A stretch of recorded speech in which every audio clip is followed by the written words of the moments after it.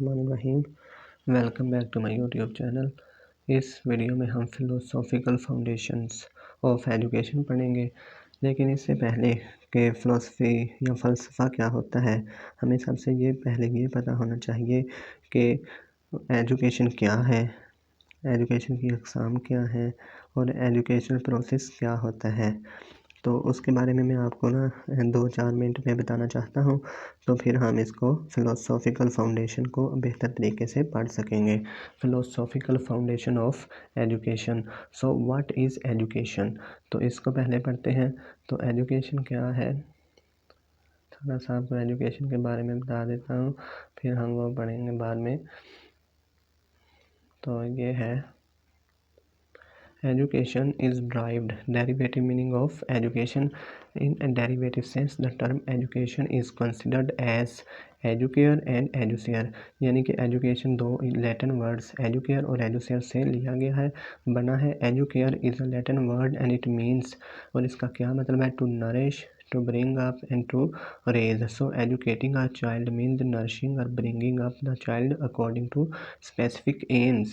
और एजुसेयर का क्या मतलब होता है, ये भी लैटिन वर्ड है और इसका मतलब होता है to lead out, to draw out. So educating a child means drawing out what is hidden in the child और leading him out of darkness into light, यानी कि जो इसके अंदर हिडन है उसको बाहर लेके आना है और इसको लीड करना है।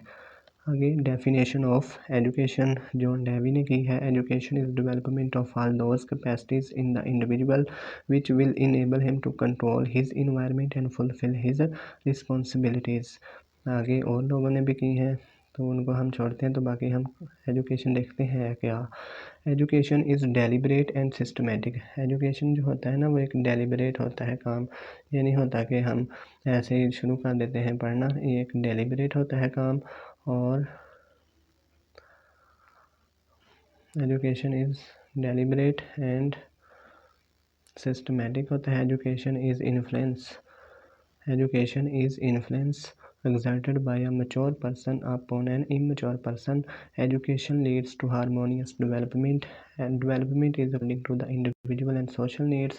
Education is a means to an end. ये सारी एजुकेशन होती है कि एजुकेशन हारमोनियस डेवलपमेंट करती है, ये इंडिविजुअल की भी और सोशल नीड्स के लिए दी जाती है, उनकी भी डेवलपमेंट करती है। और एजुकेशन एक ज़रिया है एंड तक पहुंचने का।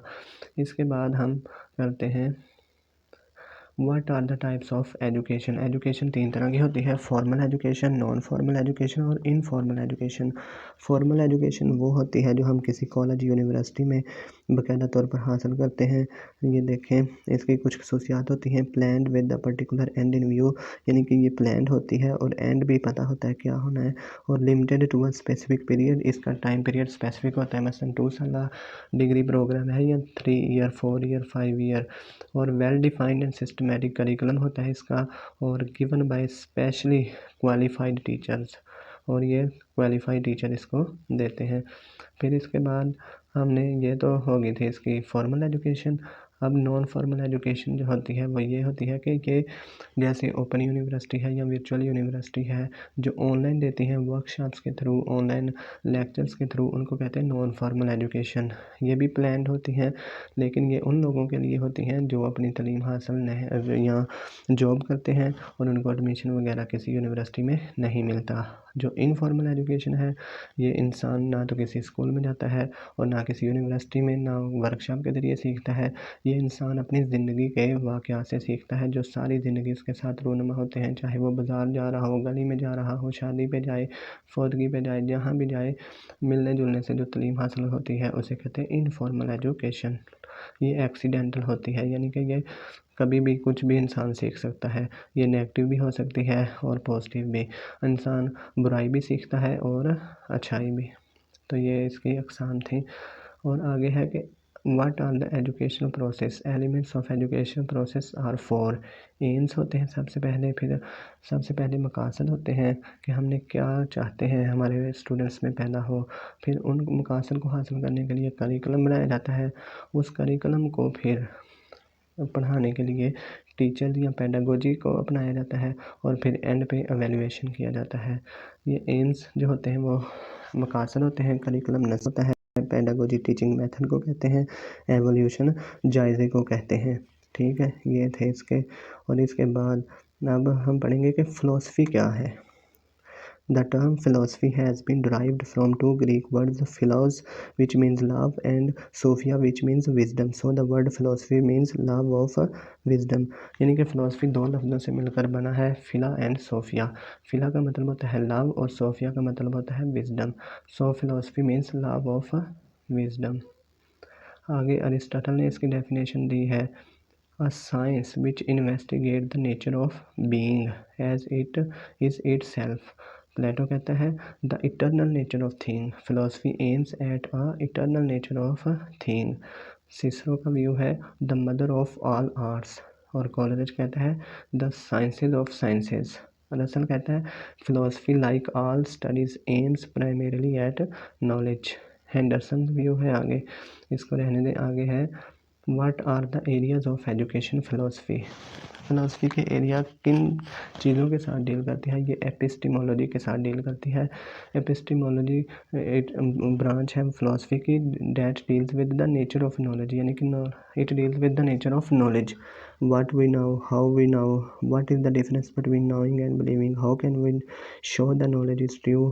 तो ओंटोलॉजी डील करती है नेचर ऑफ रियलिटी के साथ। ओंटोलॉजी का तल्लुक रियलिटी के साथ होता है, एपिस्टिमोलॉजी का तल्लुक नॉलेज के साथ होता है, नॉलेज के साथ। मसलन ये डील करती है एग्जिस्टेंस क्या है, रियलिटी क्या है, कोस्मोलॉजी क्या है, नेचर क्या है। और आगे है एक्सियोलॉजी। ये फ़िलासफ़ी की वो ब्रांच है जो वैल्यूज़ के साथ डील करती है कि क्या अच्छा है, क्या बुरा है। और axiology is divided into, axiology की दो आगे मेन ब्रांचें होती हैं, एथिक्स एंड एस्थेटिक्स।